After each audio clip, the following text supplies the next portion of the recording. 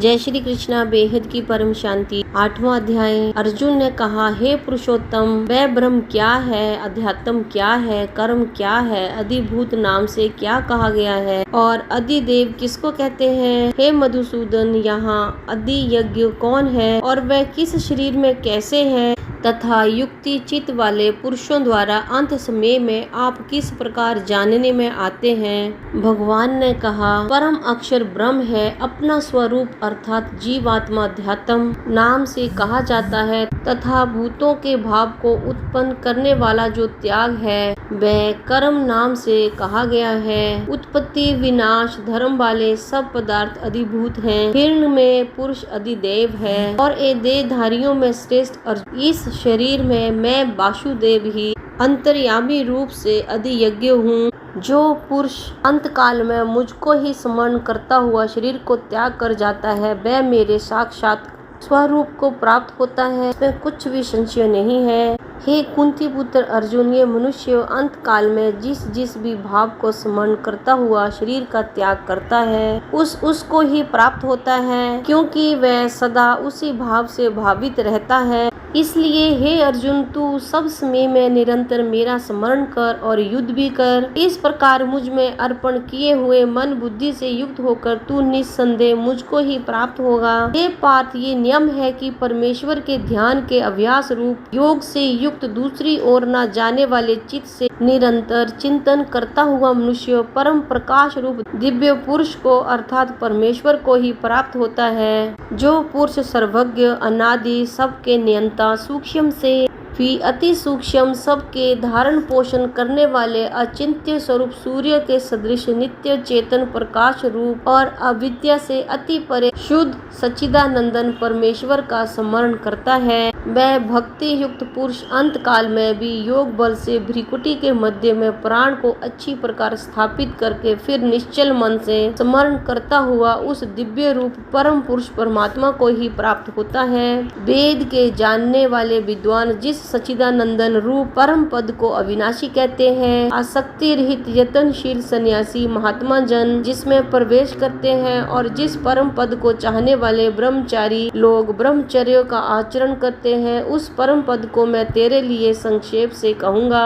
सब इंद्रियों के द्वारों को रोककर तथा मन को हृदय में स्थिर करके फिर उस जीते हुए मन के द्वारा प्राण को मस्तक में स्थापित करके परमात्मा संबंधी योग धारण में स्थित होकर जो पुरुष ओम इस एक अक्षर रूप ब्रह्म को उच्चारण करता हुआ और उसके अर्थ स्वरूप मुझ निर्गुण ब्रह्म का चिंतन करता हुआ शरीर को त्याग कर जाता है, वह पुरुष परम गति को प्राप्त होता है। हे अर्जुन, जो पुरुष मुझ में अनन्योचित होकर सदा ही निरंतर मुझ पुरुषोत्तम को स्मरण करता है, उस नित्य निरंतर मुझ में युक्त हुए योगी के लिए मैं सुलभ हूँ अर्थात उसे सहज ही प्राप्त हो जाता हूँ। परम सिद्धि को प्राप्त महात्मा जन मुझको प्राप्त होकर दुखों के घर एवं क्षण भंगुर पुनर्जन्म को नहीं प्राप्त होते। हे अर्जुन, ब्रह्मलोक पर्यंत सब लोग पुनरावर्ती हैं, परंतु हे कुंती पुत्र, मुझको प्राप्त होकर पुनर्जन्म नहीं होता, क्योंकि मैं कालातीत हूँ और ये सब ब्रह्मा आदि के लोग काल के द्वारा सीमित होने से अनित्य हैं। ब्रह्मा का जो एक दिन है उसको 1000 चतुर्युग की अवधि वाला और रात्रि को भी 1000 चतुर्युग तक की अवधि वाला जो पुरुष तत्व से जानते हैं, योगी जन काल के तत्व को जानने वाले हैं। संपूर्ण चराचर भूतगण ब्रह्मा के दिन के प्रवेश काल में व्यक्त से ब्रह्मा के सूक्ष्म शरीर से उत्पन्न होते हैं और ब्रह्मा की रात्रि के प्रवेश काल में उस अव्यक्त नामक ब्रह्मा के सूक्ष्म शरीर में लीन हो जाते हैं। हे पार्थ, वही ये भूत समुदाय उत्पन्न होकर प्रकृति के वश में हुआ रात्रि के प्रवेश काल में लीन होता है और दिन के प्रवेश काल में फिर उत्पन्न होता है। उस अव्यक्त से भी अति परे दूसरा अर्थात विलक्षण जो सनातन अव्यक्त भाव है, वह परम दिव्य पुरुष सब भूतों के नष्ट होने पर भी नष्ट नहीं होता।